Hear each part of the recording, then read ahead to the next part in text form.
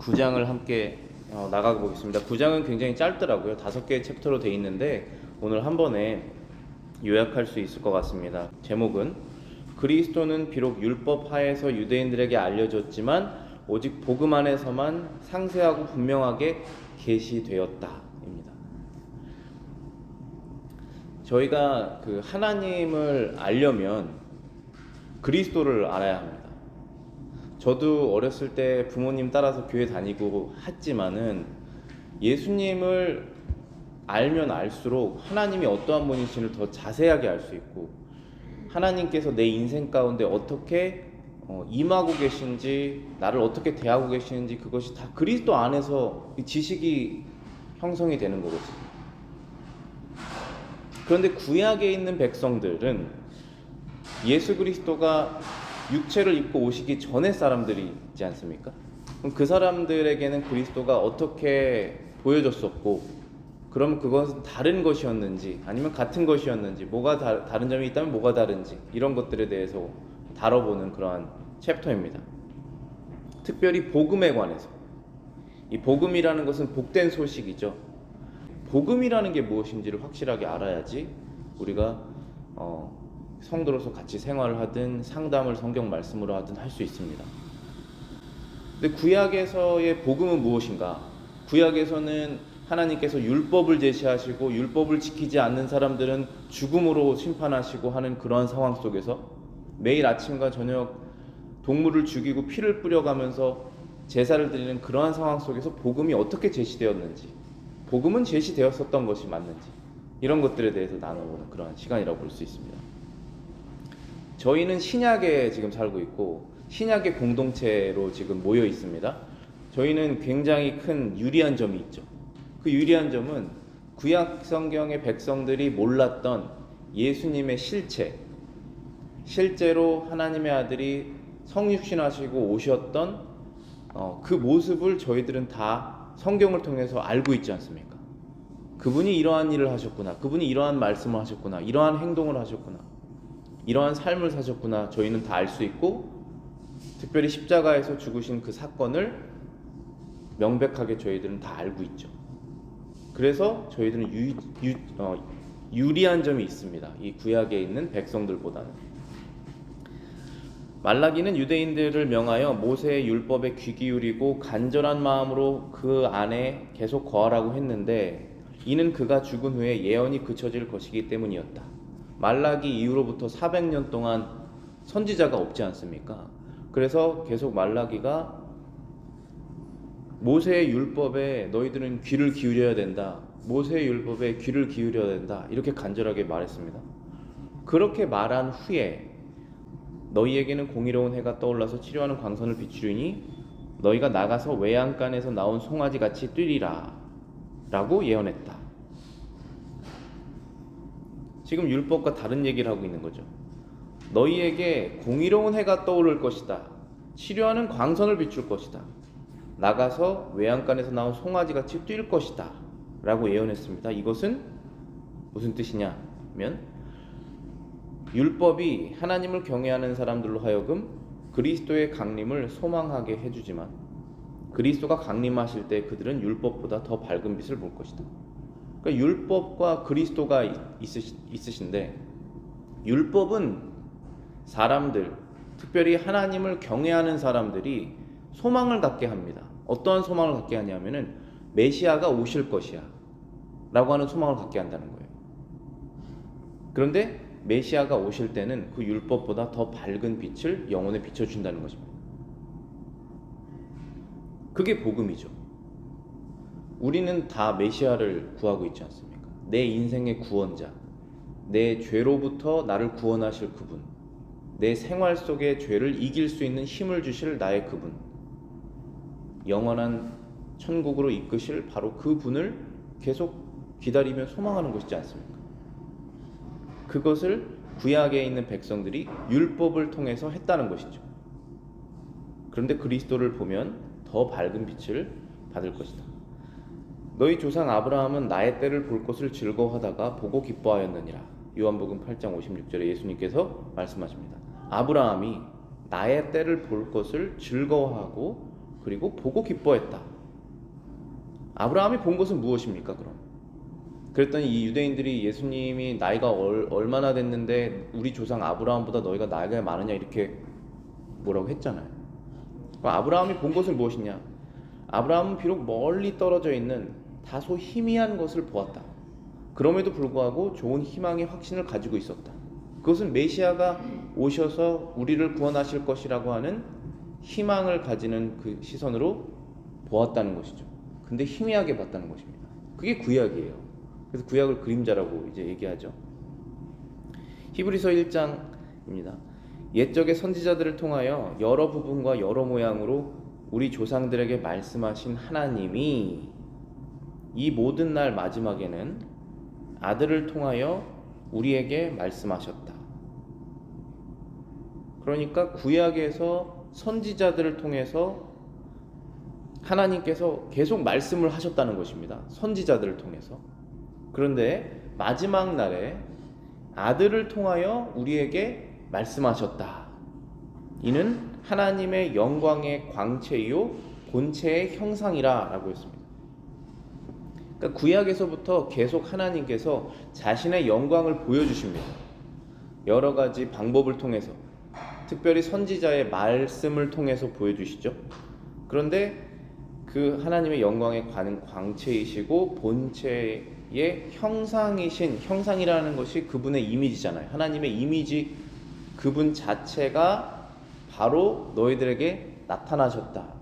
이제 그분을 통해서 너희들에게 말씀하신다. 그전에는 율법을 통해서 하나님에 대해서 말씀하셨다면 이제는 그리스도를 통해서 하나님에 대해서 보여주신다는 것입니다.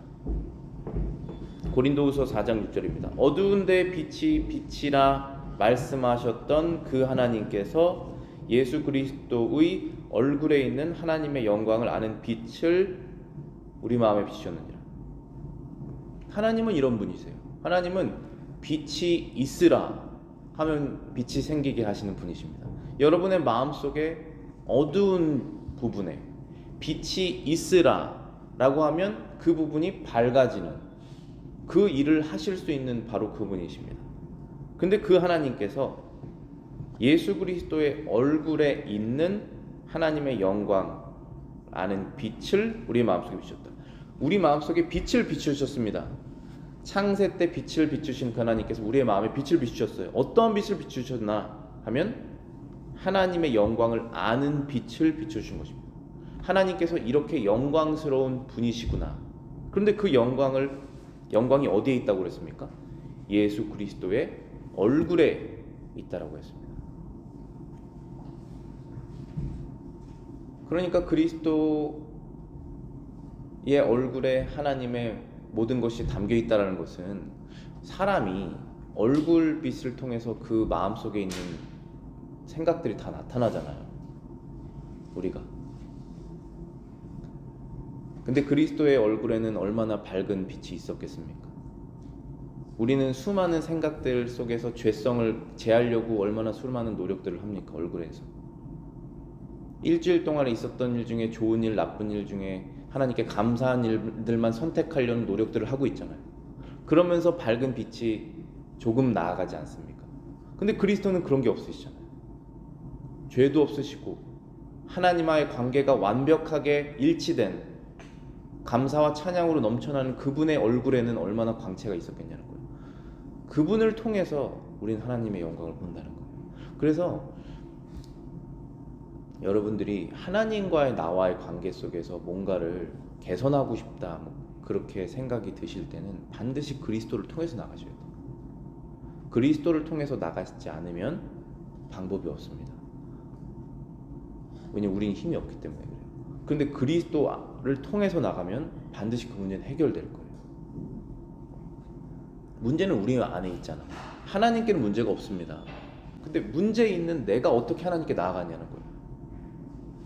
그리스도의 얼굴에 있는 광채의 하나님의 형상을 보고 나아가는 거죠. 그래서 그리스도가 우리의 구원자신 것입니다.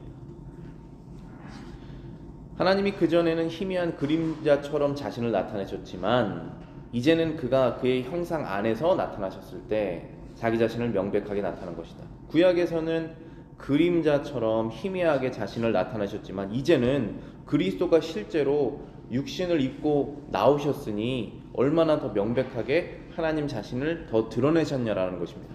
그래서 칼빈이 표현하기를 한낮에 사람들의 배은 망덕과 부패는 더욱더 가증스럽고 비열한 것이다.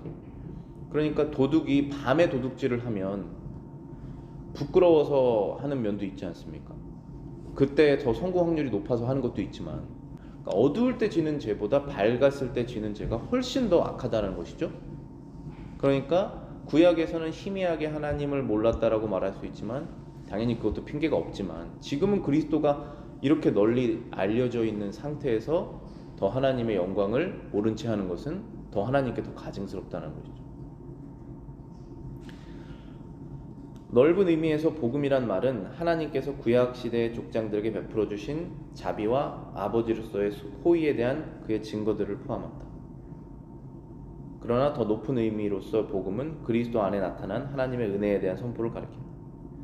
그러니까 복음이라는 게 복음이 무엇입니까? 라고 했을 때 복된 소식입니다 라는 거죠. 그럼 무엇이 복된 소식입니까? 죄인을 용서해 주시는 하나님의 호의가 있으시다라는 것을 내가 알게 됐습니다. 나 같은 죄인이 하나님께 죄 용서를 받을 수 있는 길이 생겼다는 것을 내가 들었습니다. 그것이 복된 소식이죠. 그 복음이 구약에는 없었냐는 것입니다. 당연히 있었죠. 왜냐하면 이 복음은 죄인에게 호의를 베푸시는 것이기 때문에 하나님께서 율법을 통해서 구약의 백성들을, 율법의 모습이죠. 율법의 모습을 통해서 구약의 백성들에게 하나님의 구원의 호의를 베푸시잖아요. 그러나 더 높은 의미로 복음은 그리스도 안에 있는 하나님의 은혜에 대한 선포이다. 그래서 그리스도, 신약 성경의 그리스도라는 말이 구약의 히브리어로 메시아이고 메시아 안에 있는 하나님의 은혜의 선포입니다. 이 성경의 메시지 자체가. 마가는 그의 복음서를 예수 그리스도의 복음의 시작이다 라는 말로 시작했다. 하나님의 모든 약속들은 아들의 위격 안에서 실현될 것이다. 신자들은 이러한 약속들이 그들의 마음속에 인쳐져 있기 때문에 하나님의 약속은 얼마든지 그리스도 안에서 예가 되니, 고린도후서 1장 20절에 써있죠.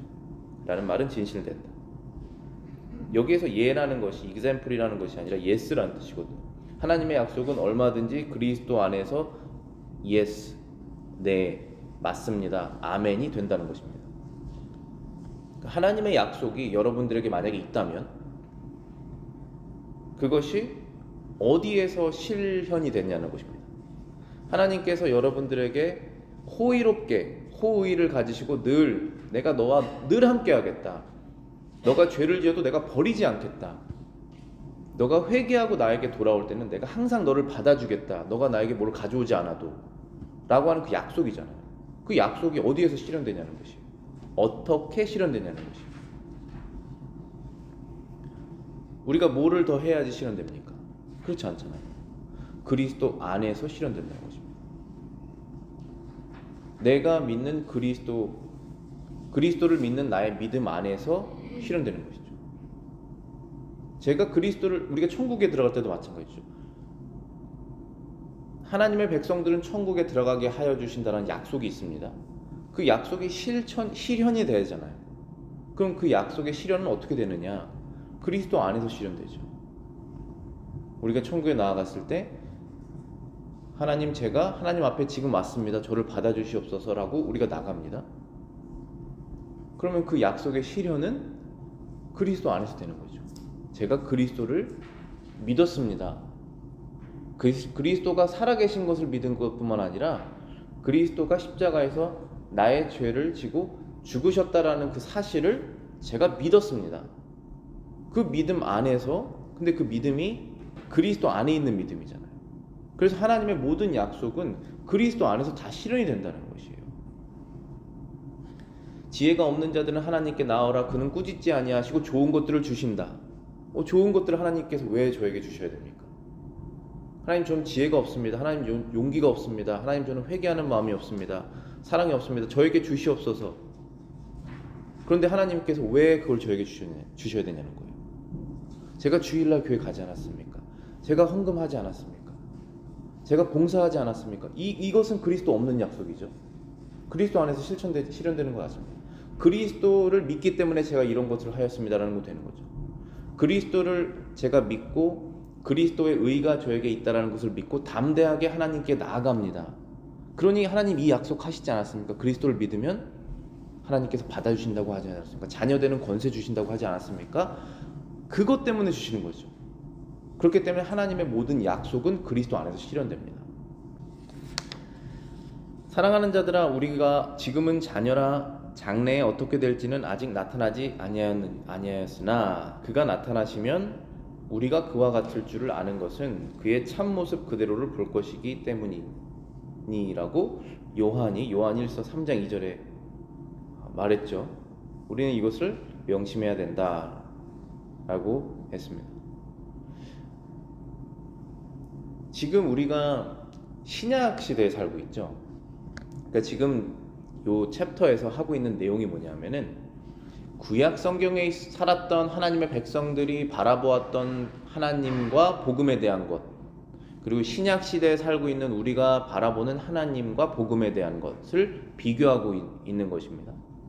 비교하면서 지금 전혀 다른 것이 없다라는 것을 발견하는 것이에요. 왜냐하면 결국은 복음은 죄인을 받아주시는 하나님의 은혜이기 때문에. 그런데 구약에서는 희미하게 알았다는 것입니다. 그림자로. 신약에서는 실체로 알았다는 것입니다. 그런데 그럼에도 불구하고 우리가 실체를 알고 있는 신약의 백성일지라도 우리의 하나님에 대한 이해는 아직도 희미한 부분이 있다. 그 부분을 또 얘기하는 거예요. 그게 요한 1서 3장 2절입니다. 사랑하는 자들아, 우리가 지금은 하나님의 자녀라 장래에 어떻게 될지는 아직 나타나지 아니하였으나. 그러니까 구약에서는 아직 메시아가 나타나지 아니하였으니 마치 수건을 바리고 있는 사람처럼 확실하게 보지 못했다라고 말씀하시는데, 지금 우리 이 요한일서에서는 지금 우리는 그가 나타나지 않았으니 아직 장래에 어떻게 될지 우리는 모른다라고 또 얘기하고 있죠. 여기에서 말하는 나타나심이라는 것은 어떤 걸까요? 예수 그리스도께서 다시 오시는 재림을 말씀하시는 것이죠. 첫 번째 초림 후에는 훨씬 더 우리가 많이 알게 됐지만 두 번째 재림 후에는 완전하게 알게 되겠죠. 그때는 어떻게 본다고 그랬습니까? 얼굴과 얼굴을 보듯이 안다고 그러는 거죠. 그때는 확실히 아는 것입니다. 우리가 그와 같을 줄 아는 것은 그의 참모습 그대로 볼 것이다. 자, 여러분들 예수 그리스도의 참모습이 지금 어디에 어떻게 계십니까? 하나님의 우편에 앉으셔서 세상 모든 만국을 통치하시는 왕으로 앉아 계시지 않습니까? 지금 현재의 모습. 우리가 그분을 믿는 것입니다. 그 하나님의 아들이 세상을 통치하시는데 우리 인생 하나 통치 못하시겠습니까? 그런데 우리가 왜 예수님에 대한 그런 믿음과 그분에 대한 생각이 희미하냐 하면 아직 그분이 다시 오셔서 우리가 그분처럼 안 됐기 때문입니다. 여기서 말하는 그분처럼 됐다는 건 뭘까요? 우리가 신이 된다는 뜻이 아니잖아요. 우리도 부활해서 이 육신의 몸을 벗어나서 새로운 몸을 받게 되면 얼마나 더 확실하게 알겠습니까? 여러분들이 지금 다 영적으로 거듭나신 분들이시잖아요. 그러면은 살아있는 영혼이 있는 거예요. 거듭난 영혼이. 그런데 이 영혼은 하늘로 올라가고 싶어 합니다. 비유를 하자면. 그런데 육신은, 내 안의 육신은 세상에 묶여 있습니다. 내 발이 땅에 붙어 있는 거라고 저는 늘 이해를 해요. 제가 높이 뛰려고도 바로 땅으로 내려갑니다. 중력이라는 게 당기기 때문에. 그러니까 우리의 육신이 이 죄성이 남아있잖아요. 그래서 영은 새롭게 되고 싶은데 육신이 자꾸 옛사람으로 끌고 갑니다. 그 옛사람이라는 것이 무엇이냐 하면 천국을 생각하지 않는 거죠. 가장 쉽게 말하면 이 땅에서의 나의 삶을 신경 쓰게 됩니다. 그 삶을 신경 써서 천국에 대한 것을 준비하자라고 그러면 천국을 신경 쓰는 거죠. 그것이 아니라 천국은 나중이고 일단 여기에서는 하자라고 하는 그런 마음이 우리를 끌어당긴다는 거죠.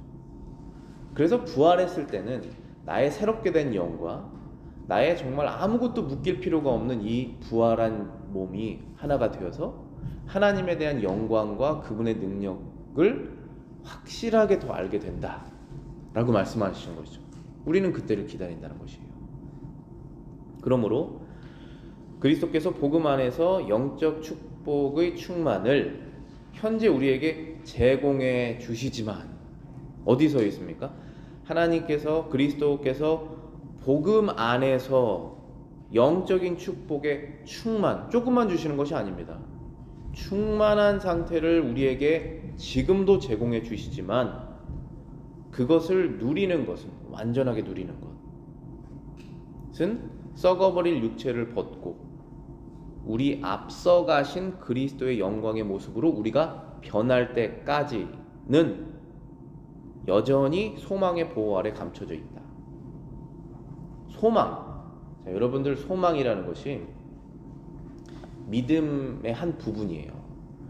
왜냐하면 믿음은 예전에 일어난 일이 하나님께서 하신 것이구나라고 하는 것을 말합니다. 그것을 믿는 것이에요. 소망은 앞으로 일어난 일을 반드시 이루어질 것이다라고 믿는 것이 소망입니다. 그러니까 소망은 항상 미래에 관한 것이죠. 소망은 과거에 대한 것을 소망이라고 말하지 않아요. 그래서 미래에 우리가 영적인 축복을 우리가 때때로 느끼지 않습니까? 주일날 교회에서 여러분들이 더 많이 느끼실 것이고 우리가 이후에 이제 성찬을 할 때 더 많이 느끼시기를 바랍니다. 그때 더 느끼실 거예요. 그런 영적인 충만을 우리가 때때로 늘 이렇게 받고 있지만 그것을 완전하게 누리지 못하는 이유는 우리의 육신 때문이다라는 것이에요. 육신도 우리 자신이잖아요.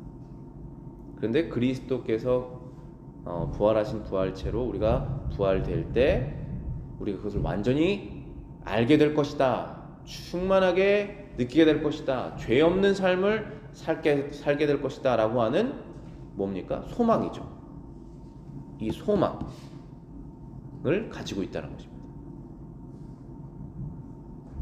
그래서 여러분들이 무슨 상황이 있든지 간에 소망이 없으실 때 바로 이 소망을 다시 회복하셔야 돼요.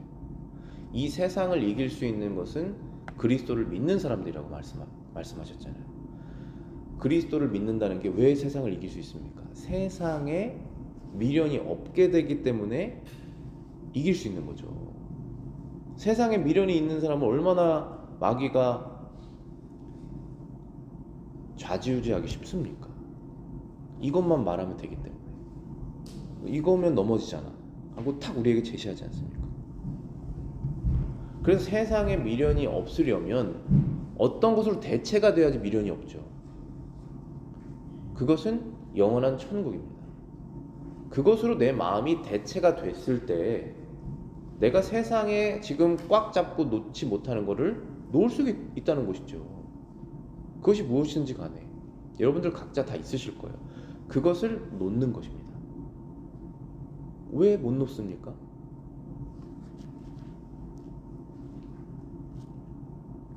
왜 못 놓냐 하면은 능력이 없어서 못 놓습니다.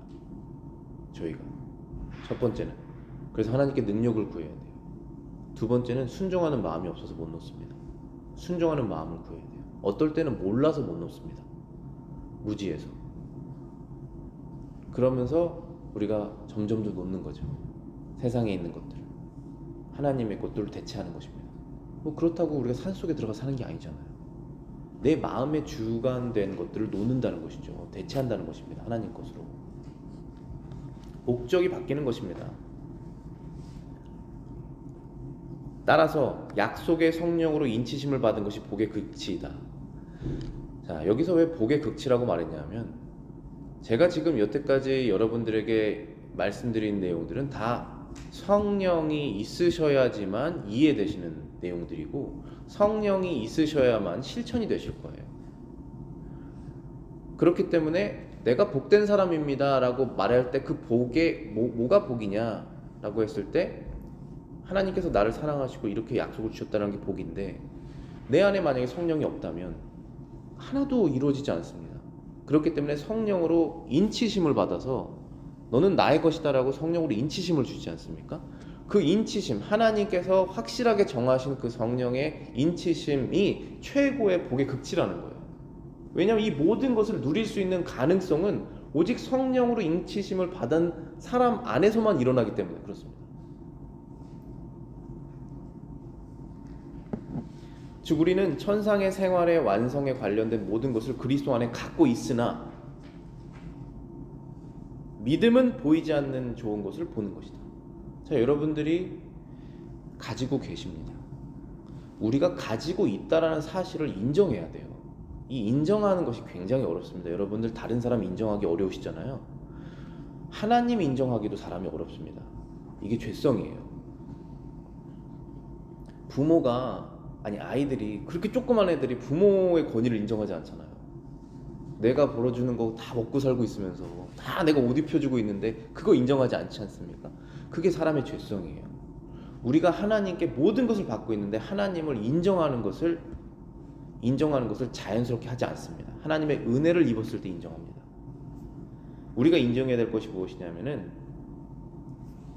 그리스도 안에 내 생활에 필요한 경건에 관한 모든 것이 다 있다, 없지 않다, 불가능하지 않다, 그 안에 다 있다라는 것을 인정해야 됩니다. 그러나 믿음은 보이지 않은 좋은 것들을 보는 것이다. 왜 우리가 인정하지 못합니까? 믿음이 없어서 그래요. 믿음이 없기 때문에 보지 못하는 것입니다. 이미 다 있는데 믿음의 눈이 떠지면 다 있다라는 것을 알게 되는 것이죠. 그래서 히브리서 11장 1절이 바로 그 뜻입니다. 믿음은 바라는 것들의 실상이다. 보이지 않는 것들의 증거다. 여러분들이 원하시는 그 경건한 생활이, 행복한 생활이 무엇이든지 간에 하나님께서 다 주셨다는 거예요. 누구 안에서? 그리스도 안에서.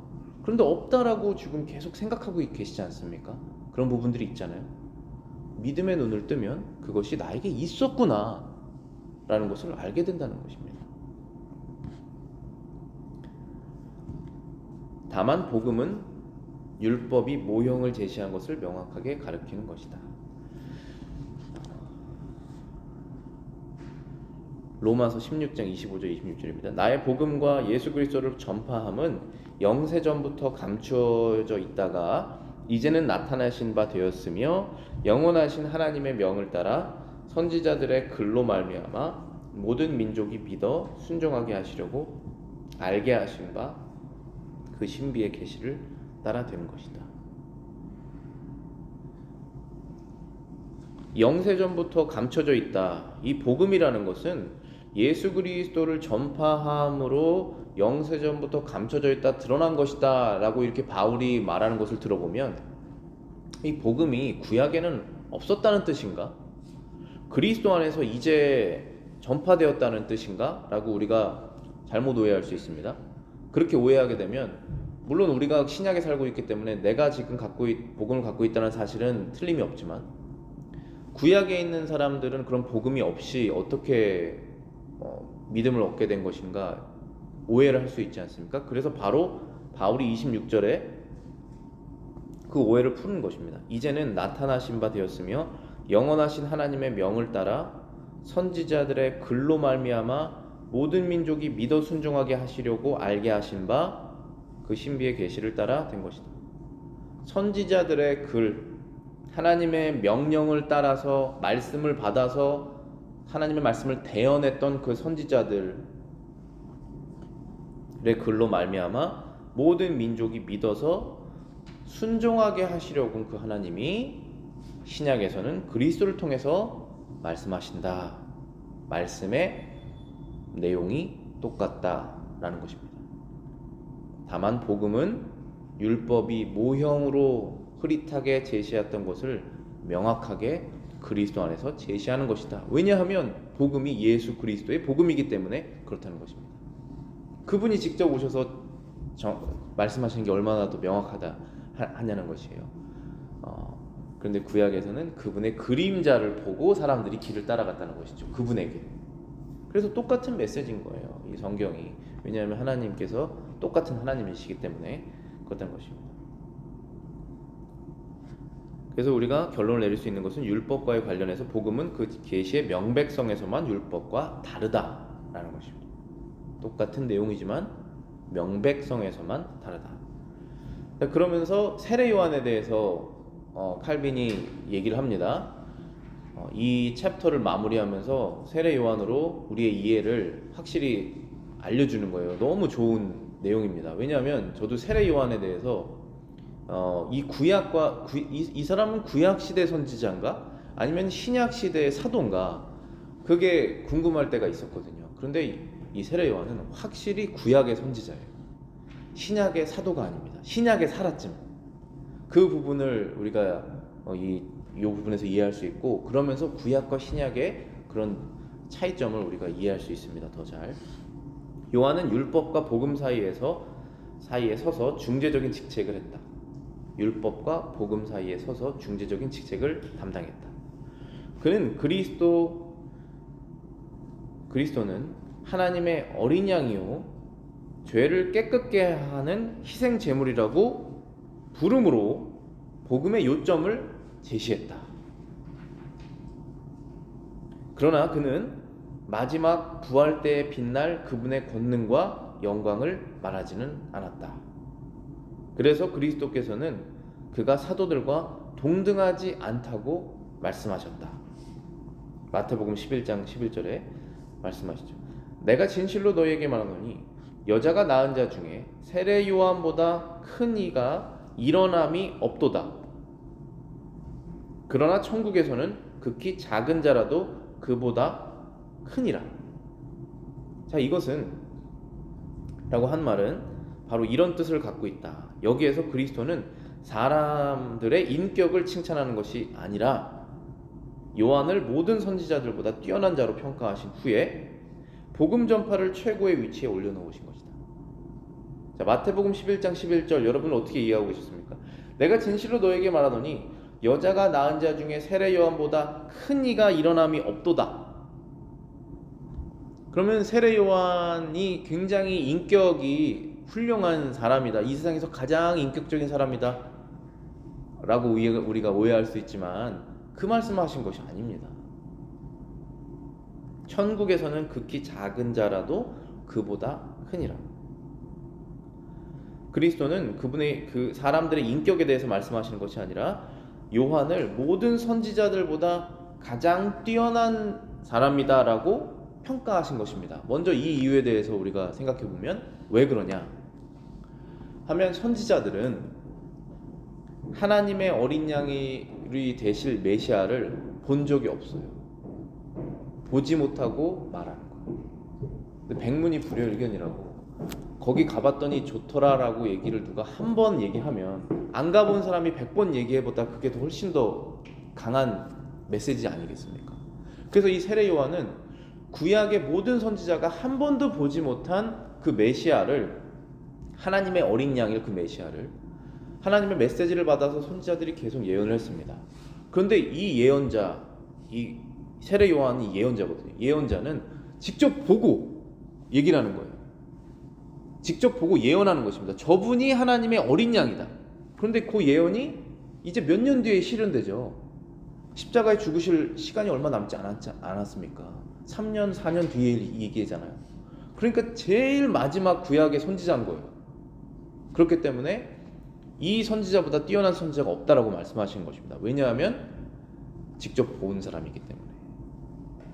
그럼 사도는 무엇이냐? 사도는 예수님께서 십자가에서 죽으시고 부활하신 그 예수님을 본 사람들이죠. 그 영광을 본 사람들입니다. 그들이 바로 사도예요. 그들은 이미 천국을 봤어요. 부활하셔서 영광스러운 모습을 봤잖아요. 세례 요한은 아직 못 봤습니다. 구약의 선지자들은 못 봤어요. 근데 사도들은 그것을 보았기 때문에 이미 천국에 있는 사람이랑 똑같다고 말씀하시는 거예요. 천국에 있는 자들은 천국에서는 극히 작은 자라도 그보다 크니라. 하나님에 대한 이해, 그리스도에 대한 이해가 훨씬 더 크다라는 뜻입니다. 큰 선지자죠. 작은 선지자가 아니라 큰 선지자입니다. 선지자도 이 사람은 나보다 큰 선지자, 이렇게 그 선지자에게 배워야겠다, 그런 것이 있지 않았겠습니까? 선지 학교도 있었다고 그러잖아요. 근데 이 선지자는, 구약의 마지막 선지자 이 세례 요한은 예수님의 부활을 못 봤어요. 그런데 세례 요한이 굉장히 대단한 사람이었겠지만은 정말 예수님의 부활을 실제로 본 아주 작은 지식을 갖고 있는 어린아이라도 예수님을 부활한 걸 보고 천국에서 지금 그분은 어떤 분이라고 말할 수 있지 않습니까? 3살짜리 4살짜리 어린애가 지금 천국에 있다면, 물론 성인으로 다 가겠지만, 그리스도를 직접 부활하신 분을 보고 우리에게 얘기하고 있다면 그 아이가 더 대단한 거죠. 세례 요한은 지금 못 봤잖아요, 부활하신 장면. 그 얘기를 하시는 거거든요, 이게. 그래서 요한은 스스로를 선지자들 아래에 있고 소리에 지나지 않는다고 말했다. 이르되 나는 선지자 이사야의 말과 같이 주의 길을 곧게 하라고 광야에서 외치는 자의 소리니라. 그래서 자기는 소리다, 아주 굉장히 겸손하게 이렇게 얘기를 했거든요. 근데 칼빈이 여기에서 설명하기를, 세례 요한은 겸손하려고 그런 말을 한 게 아니라 본인 자신이 진짜 선지자의 소리의 역할을 하는 것이기 때문에 그렇게 말했다라는 것입니다. 겸손하려고 그 말을 한 게 아니에요. 자기 자신이 무엇인지 정확하게 알아서 그 얘기를 했다는 것입니다. 나는 소리에 지나지 않는다. 선지자들이 말하는 소리일 뿐이다. 그러니까 본인이 구약의 선지자라는 거예요. 선지자의 소리라는 것입니다. 요한이 시작한 일은 그리스도께서 승천하신 후 사도들이 더 큰 자유를 가지고 완성하여 나가였다. 그래서 그리스도께서 천국으로 올라가시는 것을 사도들이 본 후에 그것을 본 사람들이 증인이 되어서 못 본 사람들에게 얘기하기 시작됩니다. 그것이 예수 그리스도의 복음의 전파, 천국 복음이 전파되는 것이 시작이에요. 그러면서 저희까지 온 겁니다. 그리고 저희도 사도들을 믿어서 천국을 이미 가보지는 못했지만 본 사람으로서, 신약의 성도로서 우리도 복음을 전파하는 거예요. 그럼 여러분들이 신약의 선지자들보다 훨씬 더 큰 사람들입니다. 왜냐하면 우리는 알고 있기 때문에. 기도하고 마치겠습니다.